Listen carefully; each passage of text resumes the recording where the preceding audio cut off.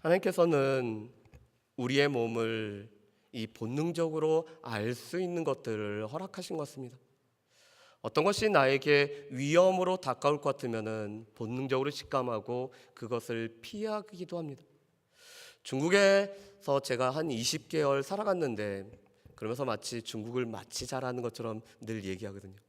그런데 중국에서는 어디를 가나 뜨거운 물을 줬습니다.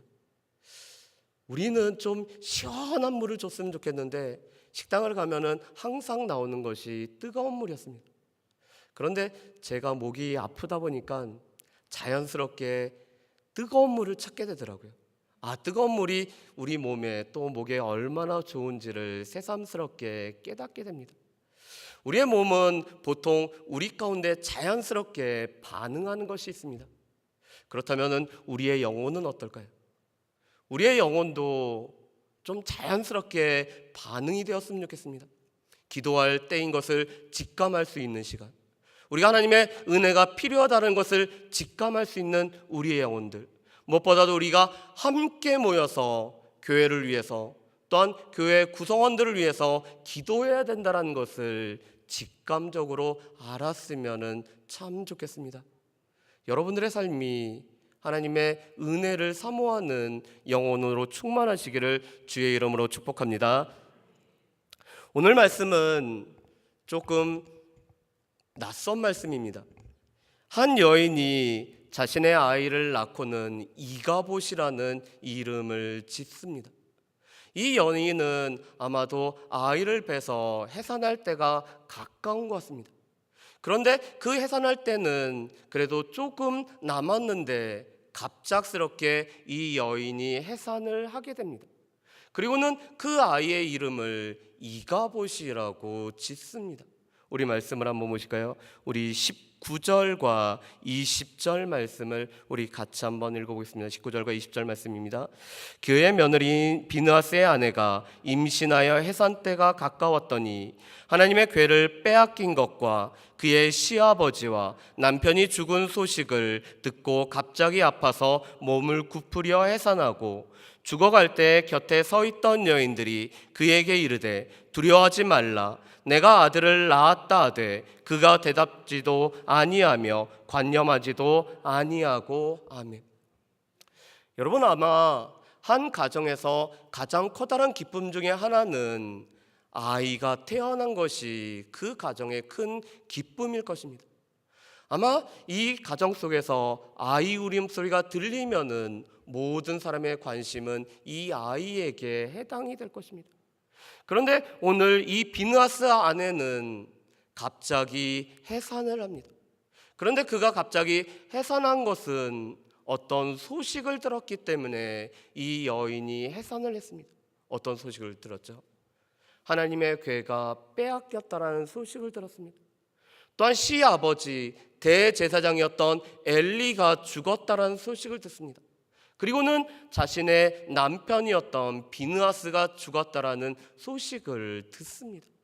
그래서 이 여인은 갑작스럽게 아이를 낳았고 죽어가고 있었습니다.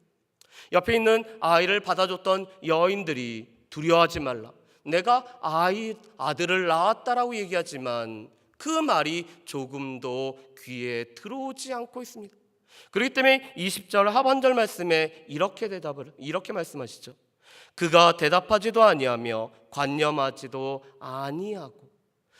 내가 아들을 낳았다라는 말에 이 여인은 어떠한 대답도 하지 않고 있습니다.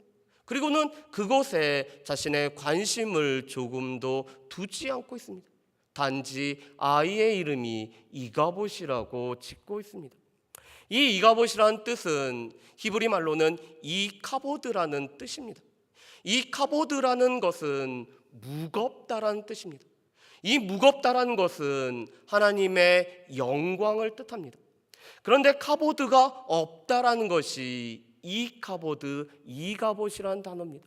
하나님의 영광이 우리의 삶 가운데 없다, 하나님의 영광이 우리 가운데 떠나버렸다라는 것이 이가봇이라는 이름입니다.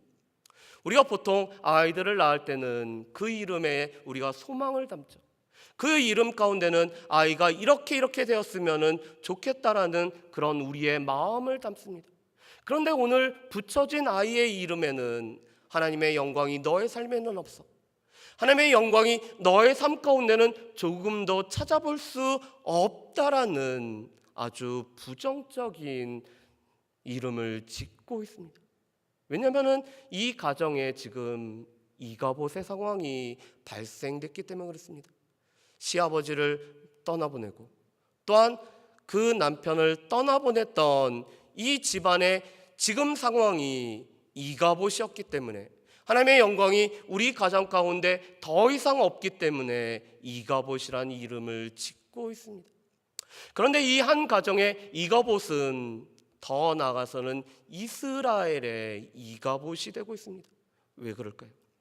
오늘 이스라엘 백성들은 블레셋과 전투를 벌입니다.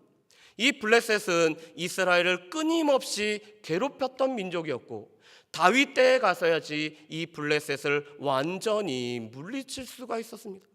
근데 이 블레셋과 아벡에서 전투를 벌이는데 이스라엘 백성들이 4,000명이나 이 전쟁에서 죽고 말았습니다. 이스라엘의 참패였습니다.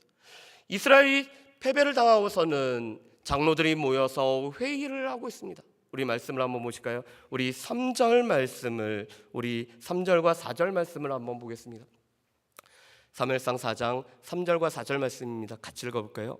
백성이 진영으로 돌아오매 이스라엘 장로들이 이르되 여호와께서 어찌하여 우리에게 오늘 블레셋 사람들 앞에 패하게 하셨는고 여호와의 언약궤를 실로에서 우리에게로 가져다가 우리 중에 있게 하여 그것으로 우리를 우리의 원수들의 손에서 구원하게 하자 하니 이에 백성이 실로에 사람을 보내어 그를 그룹 사이에 계신 만군의 여호와의 언약궤를 거기서 가져왔고 엘리의 두 아들 홈니와 비느하스는 하나님의 언약궤와 함께 거기에 있었더라. 아멘.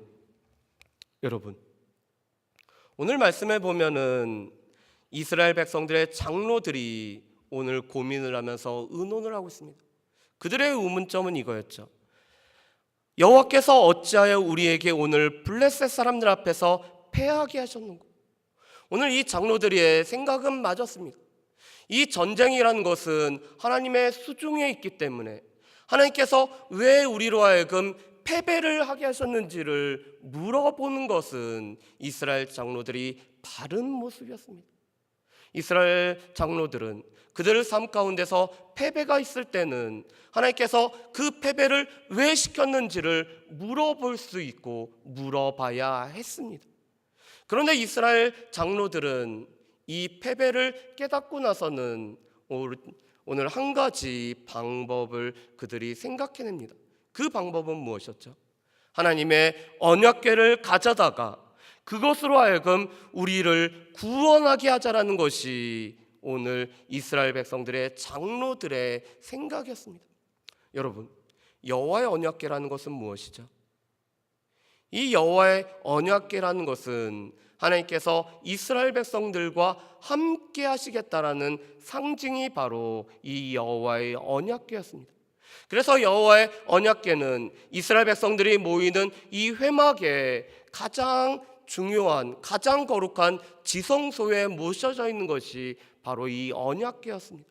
그래서 이스라엘 백성들은 이 언약궤가 그들 가운데 있을 때 회막을 중심으로 살아가는 이 이스라엘 백성들은 언약궤가 있음으로 말미암아 하나님께서 우리와 함께 하시다는 것을 늘 확신하며 살아갔던 것이 이스라엘 백성들의 모습이었습니다.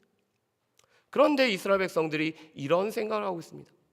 여호와의 언약궤가 우리 가운데 들어오면은 여호와의 언약궤로 말미암아 우리는 구원을 얻을 수 있다라는 것이 이스라엘 백성들이 생각하는 생각이었습니다. 자, 그런데 이것은 이스라엘 백성들만이 아니라 오늘 블레셋 사람들도 생각하는 바입니다. 우리 말씀을 한번 보실까요? 우리 5절부터 7절 말씀을 우리 같이 한번 읽어보겠습니다. 5절부터 우리 8절 말씀까지 읽어볼까요? 8절 말씀까지 같이 읽어보겠습니다. 여호와의 언약궤가 진영에 들어올 때 온 이스라엘이 큰 소리로 외치매 땅이 울린지라 블레셋 사람이 그 외치는 소리를 듣고 이르되 히브리 진영에서 큰 소리로 외침은 어찌 됨이냐 하다가 여호와의 궤가 진영에 들어온 줄을 깨달은지라. 블레셋 사람이 두려워하여 이르되 신이 진영에 이르렀도다 하고 또 이르되 우리에게 화로다. 전날에는 이런 일이 없었도다. 우리에게 화로다. 누가 우리를 이 능한 신들의 손에서 건지리요. 그들은 광야에서 여러 가지 재앙으로 애굽인을 친 신들이니라. 아멘. 당시 사람들의 생각은 이 땅에서 이루어진 싸움은 하늘에서 이루어지는 싸움의 결과라고 생각을 했습니다. 이 땅에서 지금 이스라엘과 블레셋이 싸우고 있지만 하늘에서도 이스라엘이 섬기는 하나님과 이 블레셋이 섬기는 다곤이 싸우는 것이 지금 이 싸움이라고 생각하는 것이 바로 고대 사람들이 생각하는 바였습니다. 그래서 하늘의 그 전투의 결과가 땅에 그대로 임한다라고 생각했습니다. 그런데 여호와의 언약궤가 이스라엘의 진에 들어왔을 때 이스라엘 가운데 큰 함성이 일어납니다. 이스라엘 백성들이 이런 생각을 하는 거죠. 하나님께서 우리와 함께 하시기 때문에 이 전쟁은 우리가 이긴다라는 승리의 함성을 지르고 있습니다. 그런데 이 함성을 듣고 블레셋 사람들이 두려워하기 시작합니다. 저희 신들이 진영에 들어왔다. 저 신들은 이 애굽 사람들을 다 징계했던 그 놀라운 신들인데 그 신들이 이제 들어왔으니 우리는 끝났다라는 생각을 가지고 있습니다. 지금 여호와의 언약궤가 이스라엘 가운데 들어왔다라는 것은 이스라엘 백성들이 생각하기도 하나님이 함께 하셨다라는 거고, 오늘 블레셋 사람들이 생각하기도 바로 이스라엘 가운데 하나님께서 함께하고 계신다라는 생각을 블레셋 사람들도 하고 있는 것입니다. 그런데 블레셋 사람들이 다른 반응을 보이고 있습니다. 9절 말씀 한번 보실까요? 9절 말씀 보면 이렇게 됐습니다. 너희 블레셋 사람들아 강하게 되며 대장부가 되라. 너희가 히브리 사람의 종이 되기를 그들이 너희 종이 되었던 것 같이 되지 말고 대장부같이 되어 싸우라 하고, 오늘 이 말은 우리가 잘 알고 있는 이순신 장군이 모든 수군들 앞에서 죽고자 하는 자는 살고 살고자 하는 자는 죽는다라는 말과 똑같습니다. 우리가 죽을 각오로 하여서 우리가 싸우자. 우리가 저 이스라엘 사람들처럼 노예가 되는 그런 수치는 당하지 말자 하고 오늘 결전의 말을 오늘 이 블레셋 사람들이 하고 있는 것입니다. 그랬더니 결과가 어떻게 됐죠? 이스라엘 백성들이 3만 명이나 죽었습니다. 여러분, 3만이라는 숫자는 이스라엘의 한 지파에 해당되는 숫자입니다. 한 지파에 해당되는 수많은 사람들, 이 3만 명이나 되는 사람들이 지금 이 전쟁에서 죽고 말았습니다. 그뿐만 아니라 하나님의 언약궤를 빼앗겨 버렸고, 그리고 무엇보다도 홈니와 비느하스라는 이 언약궤를 수종 들고 있던 두 사람이 오늘 죽고 말았습니다. 그래서 이스라엘 가운데는 여호와의 언약궤를 빼앗겨 버렸기 때문에 여호와께서 이스라엘 가운데서 떠나셨다, 여호와의 영광이 이스라엘 가운데서 떠나셨다라는 이가봇이라는 이름을 오늘 아이뿐만 아니라 이스라엘에 오늘 해당되는 것으로 짓고 있습니다. 그렇다면 여기서 우리가 한 가지 살펴볼 것이 있습니다.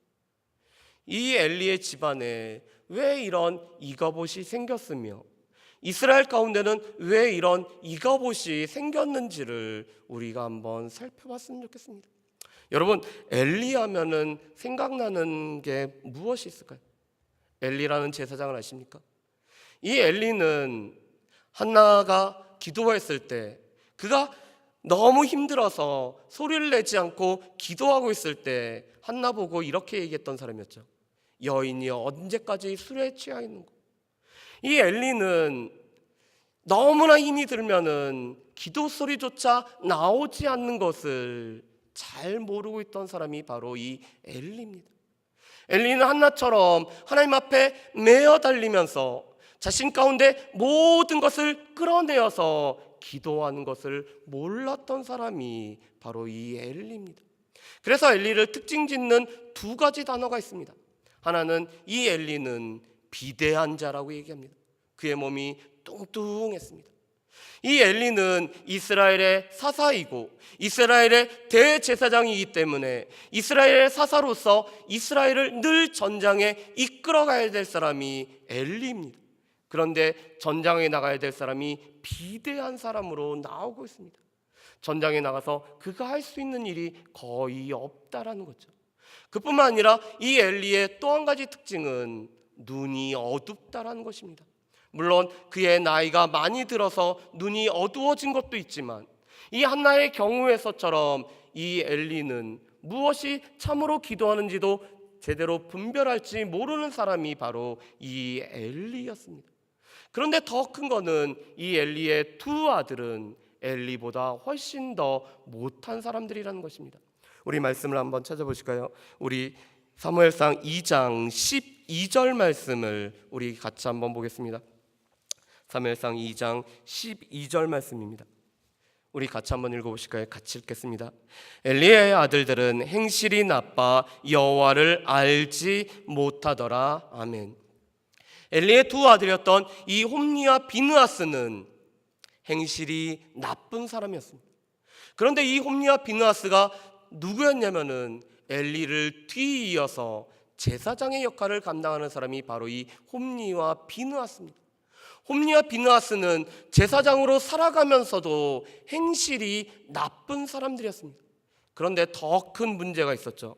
무엇이죠? 여호와를 알지 못하였다라고 말씀합니다. 여러분 한번 생각해 보실까요?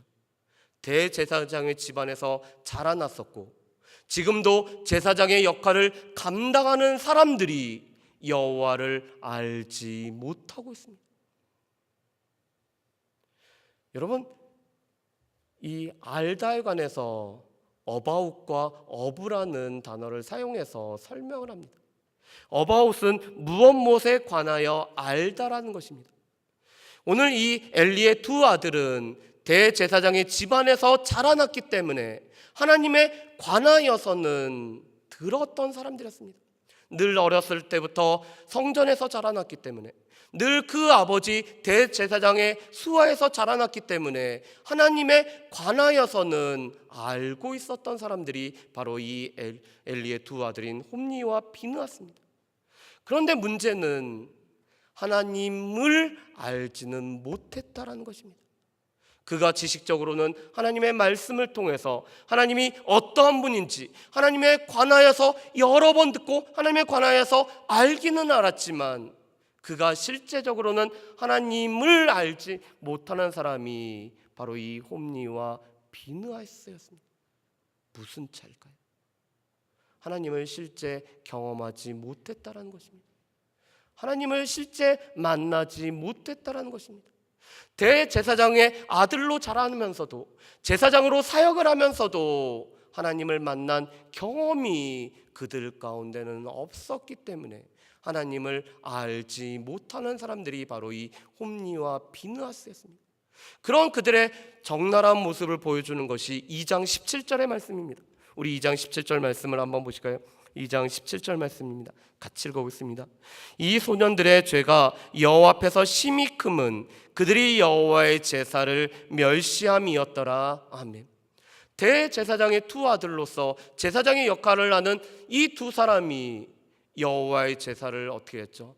멸시했다라고 합니다.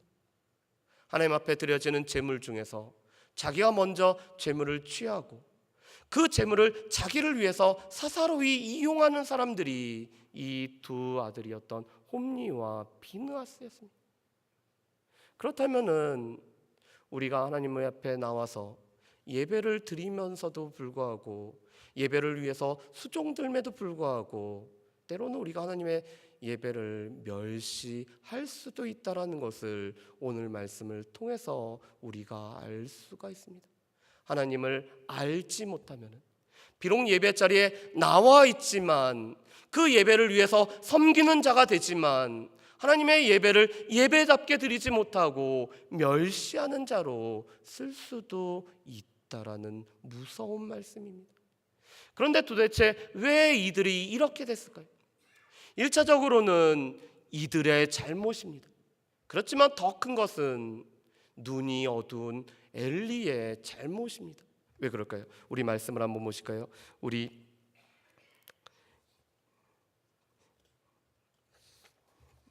29절 말씀을 한번 보겠습니다. 29절 말씀을 한번 보실까요? 29절 말씀 같이 읽어보겠습니다. 너희는 어찌하여 내가 내 처소에서 명령한 내 제물과 예물을 밟으며 내 아들들을 나보다 더 중히 여겨 내 백성 이스라엘이 드리는 가장 좋은 것으로 너희들을 살찌게 하느냐. 아멘.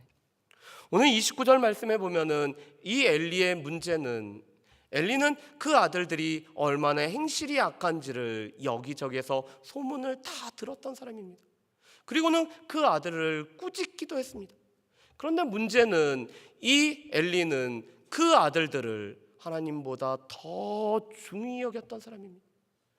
이 엘리는 하나님과 자신의 아들들을 비교해 보면은 자신의 아들들이 더 중요하게 여긴 사람이 바로 이 엘리였습니다. 그래서 하나님 앞에 드려지는 예배보다, 하나님 앞에 나아가서 행하는 그 모든 것보다 이 두 아들을 더 중히 여기다 보니까 오늘 이 두 아들이 여호와의 제사를 멸시하고 여호와를 알지 못함에도 불구하고 그대로 내버려두는 잘못을 범하고 있습니다. 여러분, 우상이란 게 무엇이죠? 우리 마음 가운데 하나님보다 더 중하게 여기는 것이 우상이죠. 우리 가운데 우리의 가정을 하나님보다 더 중하게 여기면은 그것이 우상이며, 우리의 자녀를 하나님보다 더 귀하게 여기고 중하게 여기면은 그것이 우상이고, 내 문화생활과 내 취미가 하나님보다 더 중하게 여겨지면은 그것이 바로 우상이죠. 그런데 엘리에게는 이 두 아들이 하나님보다 더 중하게 여겨지는 것이었습니다. 엘리의 우상은 다른 것이 아닌 두 자녀가 바로 이 엘리의 우상이었습니다. 그렇기 때문에 하나님보다 더 중하게 여기는 것을 하나님께서 가져가 버리기 때문에 이 가족에 이가봇이 생기는 거죠. 여러분, 우리가 주목해서 보실 말씀이 있습니다. 우리 30절 하반절 말씀을 한번 보실까요? 30절 하반절 말씀입니다. 우리 하반절 말씀 같이 읽어보겠습니다. 나를 존중히, 거기 읽으시면 됩니다. 같이 읽겠습니다. 나를 존중히 여기는 자를 내가 존중히 여기고 나를 멸시하는 자를 내가 경멸하리라. 아멘. 오늘 하나님께서 이렇게 말씀합니다. 나를 존중히 여기는 자를 내가 존중히 여길 것이고 나를 멸시하는 자를 내가 경멸하리라. 다른 누구의 말이 아니라 하나님의 말씀입니다. 우리가 하나님을 존중히 여기면은 하나님 또한 우리를 존중히 여기고 우리의 기도를 들으시며 우리에게 하나님께서 은혜를 베풀어 주십니다. 그런데 우리가 하나님을 멸시하면은 하나님께서도 우리를 경멸히 여기겠다라고 말씀을 합니다. 오늘 이 엘리의 집안이, 엘리가 또 그 아들들이 하나님을 중히 여기지 않았기 때문에 하나님께서는 그들의 목숨을 오늘 아사감으로 말미암아 그들 가운데 이가봇을 허락을 하고 계십니다. 그런데 이것은 이 집안의 문제만이 아니라 이스라엘에게도 마찬가지였습니다. 이스라엘이 하나님을 존중히 여겼다라면은 하나님께서 이스라엘을 존중히 여기시고, 이스라엘이 하나님을 멸시했다면은 하나님께서 이스라엘을 경멸할 것을 하나님께서는 분명히 말씀합니다. 그런데 이스라엘 백성들은 이런 생각을 했습니다. 하나님의 언약궤가 우리에게만 오기만 하면은 그것은 무조건 하나님께서 우리와 함께 하실 거라는 생각을 갖고 있는 것이 이스라엘 백성들의 문제였습니다. 이것을 보고 뭐라고 하냐면은 기계적인 사고방식이라는 것입니다. 이걸 하면은 이렇게 된다라는 것이 기계적인 생각입니다. 우리가 자판기에 돈을 넣기만 하면은, 누르기만 하면은 음료수가 나온다라는 것이 기계적인 방법인 것처럼 여호와의 언약궤가 오기만 하면은 여호와께서 함께 하신다라는 것이 기계적인 사고방식입니다. 왜 그럴까요? 하나님은 사랑이십니다. 그렇지만 사랑이 하나님이 아닙니다. 하나님은 본질 자체가 사랑이지만 사랑이라고 해서, 사랑이 있다라고 해서 그 자체가 하나님이 아닙니다. 마찬가지로 하나님께서는 이 여호와의 언약궤를 통해서 하나님께서 함께 하시겠다는 상징을 보여줬지만, 여호와의 언약궤가 있다라고 해서 무조건 하나님께서 함께 하신다라는 것은 잘못된 생각이었습니다. 왜 그럴까요? 오늘 이 여호와의 언약궤를 가지고 오고 있는 두 사람이 다름 아닌 홈리와 비느하스입니다. 여호와를 멸시하고 여호와의 제사를 멸시하고 하나님을 알지 못하는 사람들이 여호와의 언약궤를 가져왔을 때, 하나님께서는 하나님을 멸시하는 자들과 함께하지 않기 때문에 여호와의 언약궤는 왔지만 하나님께서는 함께하시지 않았습니다. 그리고 더 큰 것은 이스라엘 백성들이 여호와의 언약궤를 모시기 위해서는 그들의 삶이 성결할 뿐만 아니라 하나님 앞에서 그들의 죄를 회개하고 하나님 앞에 자신들의 죄악을 자복해야 됐는데, 이스라엘 백성들은 그런 일을 하지 않고 있습니다. 왜 여호와께서 우리를 패하게 하셨는고, 여호와께서 우리를 패하게 하셨는 그 원인이 어디에 있는지, 우리의 죄악이 무엇인지를 하나님 앞에 고백하면서 우리의 죄악을 하나님 앞에 용서해달라고 구해야 되는데, 이스라엘 백성들은 오늘 회개하는 시간들을 갖고 있지 않습니다. 그들 가운데 거룩하신 하나님을 모시기 위해서 그들의 삶 자체가 성결하고 거룩해야 됨에도 불구하고 거룩하고 성결한 일은 하지 않고 여호와의 언약궤만 모시면 된다는 것이 오늘 이스라엘 백성들의 생각이었습니다. 그래서 하나님은 여호와의 언약궤가 비록 이스라엘 가운데는 있었지만 하나님께서 이스라엘과 함께하지 않으셨습니다. 그래서 이스라엘이 3만 명이나 되는 사람이 죽었을 뿐만 아니라 여호와의 언약궤가 빼앗기고, 그리고 무엇보다도 이 홈리와 비느하스, 여호와를 멸시했던 두 사람이 죽음으로 말미암아 하나님께서 이스라엘과 함께하지 않았다라는 것을 보여주고 있습니다. 그래서 이스라엘 가운데는 지금 여호와께서 함께하시지 않는 이가봇이라는 것을 경험을 하고 있습니다. 그렇다면은 이 말씀을 통해서 우리 자신들을 한번 생각해 보실까요? 우리는 이런 생각을 갖습니다. 교회를 다니기만 하면은 복을 받을 것이며, 교회를 다니기만 하면은 구원은 우리에게 이루어진 거라고 우리가 생각을 하고 있습니다. 물론 반은 맞습니다. 우리가 교회를 다니면은 하나님께서 우리 가운데 영육간의 복을 허락해 주시죠. 우리가 교회를 다니고 예수 그리스도를 진실히 알면은 우리 가운데는 구원이 주어집니다. 그렇지만 바울 사도는 우리에게 두렵고 떨림으로 구원을 이루라고 우리에게 당부를 하고 있습니다. 우리가 한 번 구원받았다고 우리가 막 살아가는 것이 아니라 우리가 두렵고 떨리는 마음으로 하루하루를 주와 동행하고 있는지 우리가 늘 자신들을 살펴야 될 것을 바울 사도는 우리에게 말을 하고 있는 것입니다. 우리는 교회에 오기만 하면, 내가 출석을 잘하기만 하면, 내가 헌금을 잘하기만 하면, 내가 하나님 말씀을 읽기만 하면, 아니 내가 십자가 목걸이만 하기만 하면은 나에게 저절로 이루어질 거라고 기계적인 잘못된 생각을 우리가 가질 때가 있습니다.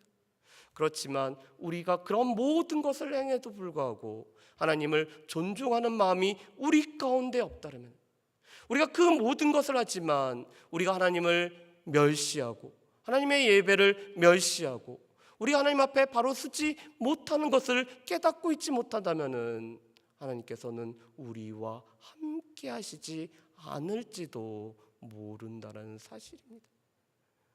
여러분들 삶 가운데서는 하나님보다 더 중하게 여기고 있는 것은 없으십니까?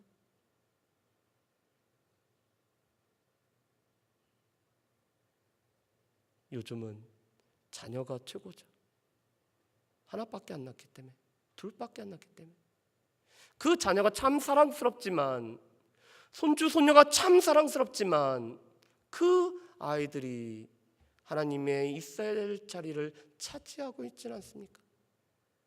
우리 가운데 직장이 중요하고, 우리 가운데 사업이 중요하고, 우리 가운데 물질이 중요하지만 그 물질을 향한 우리의 마음이 하나님을 향한 마음보다 더 중요한 것은 우리 가운데 있지 않을까요? 우리 가운데 성공하고 우리 가운데 잘 사는 것이 참으로 중요하지만 성공과 잘 사는 것이 하나님보다 더 중요하게 나에게 다가오지 않습니까? 하나님보다 더 중히 여기는 것, 분명히 하나님은 그것을 우상이라고 우리에게 말씀을 합니다. 그러면서 하나님은 우리에게 분명히 말씀합니다. 나를 존중히 여기는 자는 내가 존중히 여길 것이며 나를 멸시하는 자는 내가 경멸하리라고 하나님은 분명히 말씀합니다. 우리가 성결하지도 못한 채, 우리가 하나님을 나오면서도 하나님을 제대로 알지 못하면은 하나님은 우리와 함께 하시지 않을지도 모릅니다. 바라기는 우리의 모습을 한번 살펴봤으면 좋겠습니다. 혹여나 나의 삶 가운데서 하나님께서 함께 하시지 않고 떠나버릴 만한 요소들이 있지 않는지 그것을 아파하면서 기도할 수 있는 이 시간이 되었으면 좋겠습니다. 하나님의 영광이 떠나버리는 삶이 아니라 하나님의 영광이 함께하기를 소망하기 위해서는 무엇보다도 나의 삶 가운데 하나님을 존중히 여기는 삶이 되게 달라고 기도하는 이 시간이 되었으면 좋겠습니다. 하나님보다 더 중히 여긴 것이 있다라면은 더 중히 여기는 것을 내려놓고 하나님만 중히 여길 수 있는 이 밤이 되시기를 주의 이름으로 축원합니다. 기도하겠습니다. 사랑하는 풍성하신 아버지 하나님, 오늘 말씀을 통해서 우리 자신들의 삶을 돌아보고 또한 우리가 하나님보다 혹여나 중하게 여긴 것이 있는지 우리 자신들을 살펴볼 수 있기를 간절히 원합니다. 특별히 우리의 삶에 하나님이 함께 하시지 않는 삶이 아니라 우리 삶 가운데서 죄악을 해서 벗어버리고 성결하고 하나님을 존중히 여기기 때문에 하나님께서 우리의 삶에 함께 하시는 은혜를 누리고 살아갈 수 있는 모든 주의 백성들 될 수 있도록 도와주시옵소서. 하나님, 이 저녁에 하나님 앞에 두 자녀를 위해서 1,000번제를 드린 손길이 있습니다. 하나님, 자녀가 참으로 중요하고 자녀의 믿음이 중요하지만 여전히 드린 손길 가운데 하나님을 더 존중히 여길 수 있는 마음을 허락하실 뿐만 아니라 그 존중히 여기는 마음을 두 자녀들 또한 이어받아서 하나님만을 존중히 여기는 귀한 가정 될 수 있도록 도와주시옵소서. 감사드렸고 예수님의 이름으로 기도합니다. 아멘.